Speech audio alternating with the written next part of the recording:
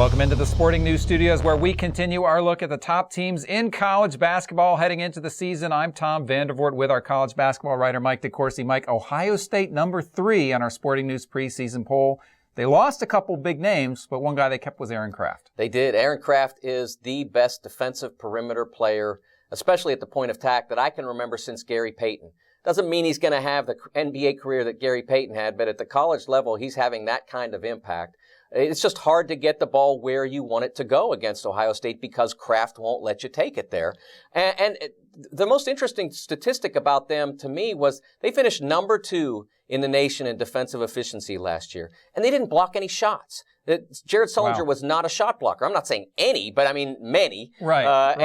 And they'll have a better shot blocker at the back this year than Jared was. And so it'll make a difference in them. I think they have a chance to take a step forward and be an even better, a more destructive defensive team, and it all begins with Kraft. Now, what about on the offensive end? How do you see that, his performance over there? Well, I think he's going to become a more proficient scorer on offense. I think you'll see him go from about 9 points a game to at least 13.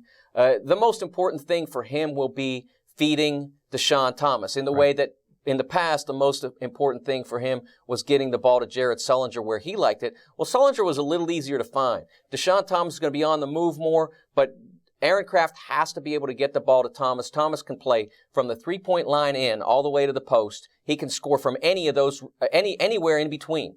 So getting him in good spots, that's going to be Kraft's job number 1. Now, trying to replace Sullinger and William Buford, how do those roles fit going forward? Well, in terms of replacing Sullinger, the most important thing is that defensively they'll be better. They won't ever replace the offense that he gave them out of the post. Very few low-post scorers in the last 10 years have had the kind of impact that Sullinger had. DeJuan Blair at Pitt, a few others, but not many. Right. In terms of replacing Buford, that'll be a little bit trickier because Lenzel Smith was a 5th guy last year. This year, maybe he moves up to 4th. Maybe he has to stay at 5th. We'll be happy with that.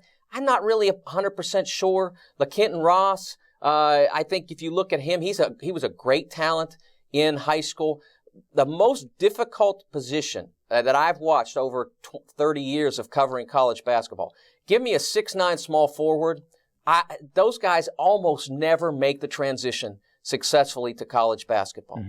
It's really hard for them. And sometimes they end up being okay pros, but it's hard to make the impact at the college level. We saw Carmelo Anthony become a superstar at the college level in 1 year, but it's a little harder for a lot of guys. I remember Jared Ward from Mississippi back in the 1990s, a guy who had great talent. Ross reminds me a lot of him, and I hope he doesn't wind up having the same career at Ohio State that Ward did at Michigan. Was very disappointing. Now, talk to me a little bit about Thad Matta, the coach. I understand that he plays with a pretty short bench. That's something that he's done for the last several years. It's one of the few weaknesses that I would identify in Thad. He's really become wedded to that. I don't think it's been great for Ohio State. I think this team especially needs to play 7 or 8 guys.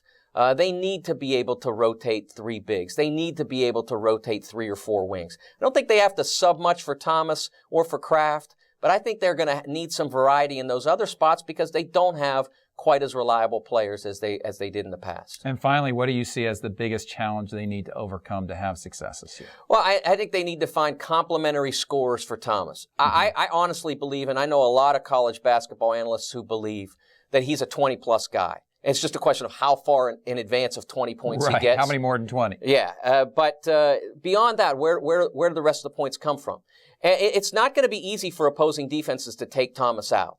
But if you guard the rest of the guys and you just let him get his 25, you might be able to beat them. So Ross has to score. Smith has to score a few. I think Kraft, like I said, 13 points somewhere in there. Right. Anything north of that would be good as well. All right, there you go. That's our look at Ohio State. For Mike DeCourcy, I'm Tom Vandervoort. Thanks for watching.